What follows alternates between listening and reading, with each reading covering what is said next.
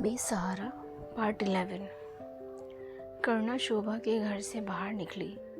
बाहर अंधेरी रात में उसे समझ नहीं आ रहा था कि क्या करे, कहाँ जाए। एक तरफ उसने आगे की ओर देखा तो हॉस्पिटल दिखाई दिया।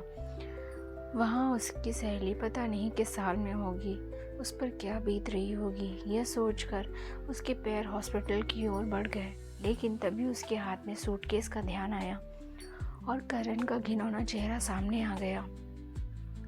करुणा ने सोचा, शोभा कभी कभी उसकी बात का विश्वास नहीं करेगी। करण अपनी इज्जत बचाने के लिए उस पर कुछ भी इल्ज़ाम लगा देगा, जिसे गलत साबित करने के लिए उसके पास कोई सबूत नहीं है।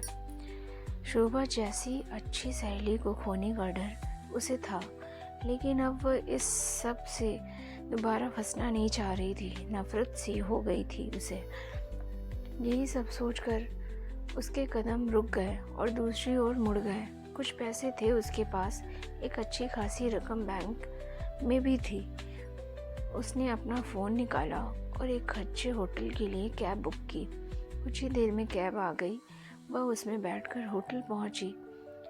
होटल पहुंचकर उसने चेक इन किया और होटल के रिसेप्शन पर हिदायत दी कि कोई भी उसके बारे में पूछे तो उसकी पहचान गुप्त रखी जाए। अपने कमरे में पहुंचकर करुणा बेड पर बैठकर बहुत देर तक रोती रही। आगे उसे अंधेरा ही नज़र आ रहा था। आज तक उसने जो भी सहा है उसमें उसकी कोई गलती नहीं थी, लेकिन एक बार फिर से वह बेसहारा हो चुकी थी।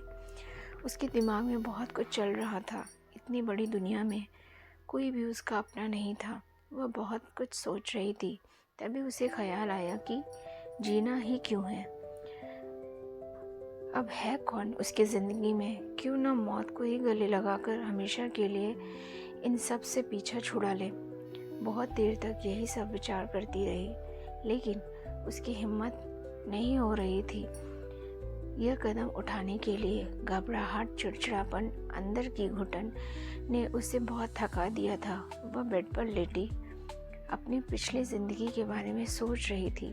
पता नहीं कब उसे नींद आ गई।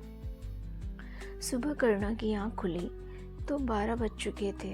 वह जानती थी शोभा उसे न पाकर बहुत परेशान हो रही होगी और करण को उसे ढूंढने भेजा होगा, लेकिन वह अब शोभा से भी मिलना नहीं चाह रही थी। करुणा को कुछ समझ नहीं आ रहा था। वह उठी तो सिर में बहुत तेज़ दर्द हो रहा था।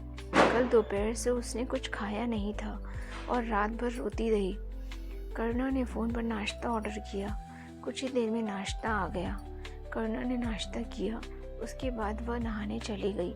कुछ ही देर में वह नहा धोकर तैयार हो गई, लेकिन अब उसे चिंता होने लगी थी। उसे जल्द ही कोई फैसला लेना होगा। होटल में कब तक रह सकती है, आगे जीवन में क्या करना है, कहाँ जाना है, यही सब सोचते सोचते शाम हो गई। शाम को उसने खाना ऑर्डर किया। खाना उससे खाया न गया। थोड़ा सा खाकर उसने वापस कर दिया। बेड पर बैठे बैठे उसके मन में हज़ारों प्रश्न उठ रहे थे। एक बार मन किया जाकर शोभा से मिलाए। उसके इतने एहसान थे उस पर, लेकिन वह किस मुंह से उससे बात करेगी, कैसे उसके पति पर इल्ज़ाम लगाएगी। उसके साथ ही अगर शोभा ने उसे उल्टा सीधा सुना दिया तो वह बर्दाश्त नहीं कर पाएगी। शोभा अब उस पर बिल्कुल विश्वास नहीं करेगी। कुछ भी समझ नहीं आ रहा था तो वह अपना फ़ोन देखने लगी। फ़ोन देखते देखते उसे सुबोध का नंबर दिखाई दिया। करुणा के मन में विचार आया, क्यों न ज़िंदगी को नए सिरे से शुरू किया जाए। सुबोध से बात करती हूँ, शायद कहीं जॉब लगवा दे। इससे उसका सेवा करने का उद्देश्य भी पूरा हो जाएगा और जीने के लिए पैसे भी मिल जाएंगे। वह सोच रही थी, तभी उसे ख्याल आया कि उसके पास तो कोई डिग्री या कोई सर्टिफिकेट तो है नहीं। उसे हॉस्पिटल में नौकरी कैसे मिलेगी। यह सोचकर वह और परेशान हो गई। कुछ देर सोच विचार करने के बाद करुणा ने सोचा, एक बार पूछने में क्या जाता है, सुबोध को तो उसके बारे में सब पता है। करुणा ने सुबोध को फ़ोन मिलाया। सुबोध, मुझे तुमसे कुछ ज़रूरी बात करनी थी। सुबोध बहुत खुश हुआ। बोला, करुणा, मैं तुम्हारे किसी भी काम आ सकूं तो मुझे बहुत खुशी होगी। बताओ क्या बात है। करुणा ने सुबोध से कहा, सुबोध मुझे नौकरी चाहिए थी। मैंने वो हॉस्पिटल और शोभा का घर छोड़ दिया है। मैं एक होटल में हूँ, लेकिन यह बात किसी को बताना मत, ना ही इसका कारण पूछना। क्या तुम मेरी मदद कर सकते हो? सुबोध बोला, करुणा तुम चिंता मत करो, मैं कल ही अपने हॉस्पिटल में बात करता हूँ। यहाँ बात नहीं बनी तो मेरी कई हॉस्पिटल में जान पहचान है, कहीं ना कहीं सेटिंग हो जाएगी। करुणा ने हिदायत देते हुए कहा, लेकिन सुबोध तुम तो जानते हो मेरे पास केवल एक्सपीरियंस है, कोई डिग्री नहीं है और सर्टिफिकेट भी नहीं है। सुबोध ने भरोसा दिलाते हुए कहा, चिंता मत करो, मैं पूरी कोशिश करूँगा। मुझे बस एक दिन का समय दो, और हाँ, अगर कुछ पैसे वगैरह या कोई और मदद चाहिए हो तो बताओ। करुणा ने कहा, तुमने पूछा मुझे अच्छा लगा, लेकिन मेरे पास पैसे हैं, तुम चिंता मत करो। बस एक बात याद रखना, ये बात तुम्हें अच्छी रहनी चाहिए, क्योंकि मुझे पता है वे लोग मुझे ढूंढने निकलेंगे। मैं उन्हें बिना बताए निकल आई हूँ।